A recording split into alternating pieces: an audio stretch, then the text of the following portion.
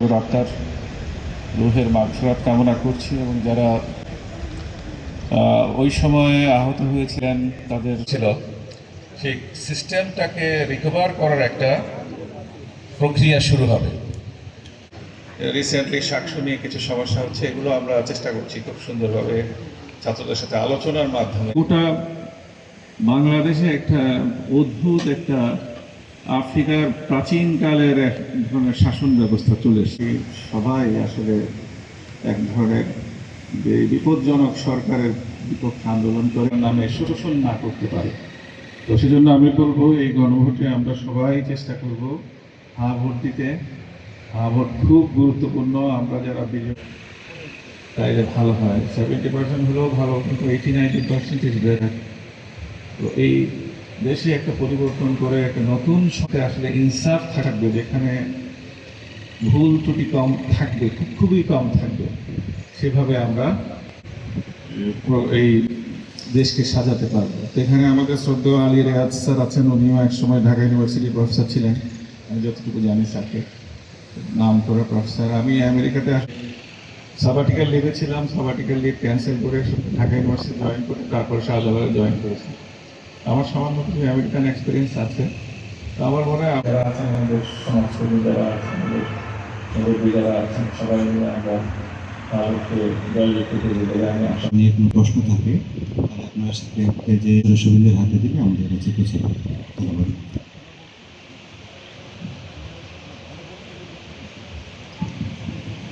বক্তব্য রাখবেন গণপ্রজাতন্ত্রী বাংলাদেশ সরকারের ধর্ম বিষয়ক মন্ত্রণালয়ের মাননীয় সচিব জনাব মোহাম্মদ কামাল উদ্দিন মহোদয়।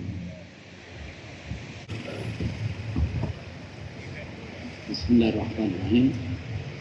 আজকের এই অনুষ্ঠানের মাননীয় উপস্থিত সম্মানিত সাংবাদিক, বিভিন্ন সংস্থার প্রধানগণ, আসসালামু আলাইকুম। আর মাত্র 17 দিন বাকি, যে দিনটা আসছে জীবনের সবচেয়ে গুরুত্বপূর্ণ দিন হবে।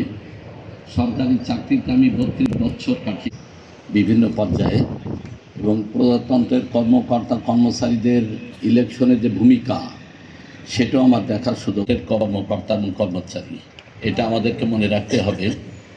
সাংবাদিকবৃন্দ একটি সুন্দর দেশ গঠনের জন্য বিভিন্ন সংস্থা এবং প্রতিষ্ঠান সরকারের কাছে বিভিন্ন সেবা গ্রহণের জন্য আসেন, এবং বিগত দিনগুলোর ইতিহাস তাতে করে সাধারণ মানুষের নেতিবাচক একটি ধারণা প্রতিষ্ঠিত হয়েছে।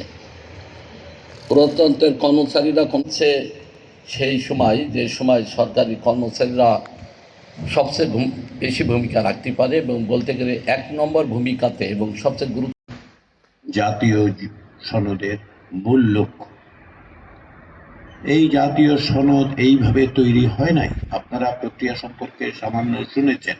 তো সবচেয়ে বড় কথা হচ্ছে যে এটি তৈরি হয়েছে জুলাই গণ অভ্যুত্থানের সময় যারা অংশগ্রহণ করেছেন, গণতান্ত্রিক আন্দোলনে ফ্যাসিবাদ বিরোধী লড়াইয়ে যুক্ত থেকেছেন, সে সমস্ত রাজনৈতিক দলগুলোর সঙ্গে আলাপ আলোচনার ভিত্তিতে।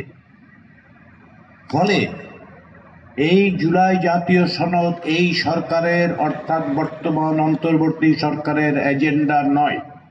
এটা বাংলাদেশের রাজনৈতিক দলগুলোর সঙ্গে বাংলাদেশের নাগরিকদের সামাজিক চুক্তি। এটা একটা চুক্তি। এই চুক্তিতে স্বাক্ষর করেছেন রাজনীতিবিদরা।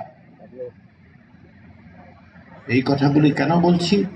আপনারা প্রশ্ন করেছেন যে প্রজাতন্ত্রের কর্মচারীরা এই দায়িত্ব পালন করতে পারেন কিনা। আমরা হ্যাঁ ভোটে প্রচার করতে পারি কি পারি না। 3টা বিষয় আছে, আইনি বিষয়। বাংলাদেশে বিদ্যমান সংবিধান, আরপিও, জুলাই জাতীয় সনদ বাস্তবায়ন আদেশ 2025, কিংবা এই গণভোট সংক্রান্ত অধ্যাদেশের কোথাও এটা বলা নাই যে প্রজাতন্ত্রের কর্মচারীরা হ্যাঁ ভোটের পক্ষে, ইতিবাচক পরিবর্তনের পক্ষে কথা বলতে পারবেন না। ফলে আপনারা কোনো আইন ভঙ্গ করছেন। যারা এই আইনি অজুহাত তোলার চেষ্টা করছেন তারাও কিন্তু এই বাক্যটা বলে যে আইন ভঙ্গ হচ্ছে না, কিন্তু এই কিন্তু বলে তারা একটা নৈতিক কথা বলে যে নৈতিকভাবে সরকারের এটা করা ঠিক হচ্ছে কিনা। আমি তাদের কাছে অত্যন্ত বিনয়ের সাথে প্রশ্ন করি, কোন নৈতিকতার কথা বলছেন? যে নৈতিকতা 18 বছরের বয়সে তরুণ জয় আহমেদের রক্তকে অস্বীকার করে, তার প্রাণদানকে অস্বীকার করে। তারা বলার চেষ্টা করেন যে অন্তর্বর্তী সরকার তত্ত্বাবধায়ক সরকার। অন্তর্বর্তী সরকার তত্ত্বাবধায়ক সরকার নয়। অন্তর্বর্তী সরকার, আপনি দেখুন সংবিধানে দেখুন, অন্তর্বর্তী সরকার বলে কিছু নেই। এই সরকার তৈরি হয়েছে জুলাই অভ্যুত্থানের মধ্য দিয়ে যে বৈধতা, সেই বৈধতার উপর দাঁড়িয়ে আছে এই সরকার। জুলাই গণঅভ্যুত্থান না হলে অধ্যাপক ইউনূসের নেতৃত্বাধীন অন্তর্বর্তী সরকার প্রতিষ্ঠিত হতো না। খুব বড় জোর 2029 সালে আরেকটা সাজানো প্রয়োজনের নাটক হতো। ফলে এই সরকার যে নৈতিক জায়গায় দাঁড়িয়ে এটা দাবি করছেন যে তার লক্ষ্য হচ্ছে ভবিষ্যতে বাংলাদেশের রাষ্ট্র সংস্কার,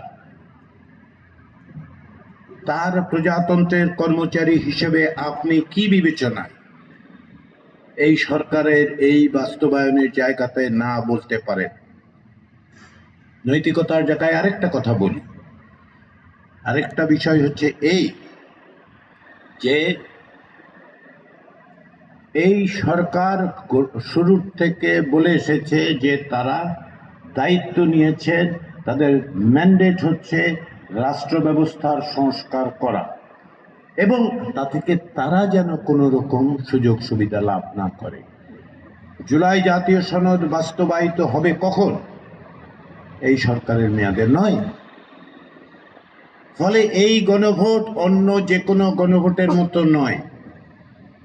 অতীতে বাংলাদেশে যে 3টি গণভোট হয়েছে 1977 এবং 85 এবং 91 সালে, তার থেকে সম্পূর্ণ ভিন্ন এই কারণে, অতীতে যে কোনো রকম গণভোট, বিশেষত জেনারেল জিয়াউর রহমান এবং জেনারেল এরশাদের সময়ের গণভোটে সুস্পষ্টভাবে বলা হয়েছিল আপনারা যদি আস্থা রাখেন তাহলে তাদের কর্মসূচি বাস্তবায়ন করবেন। এই সরকার তো তা বলছেন না।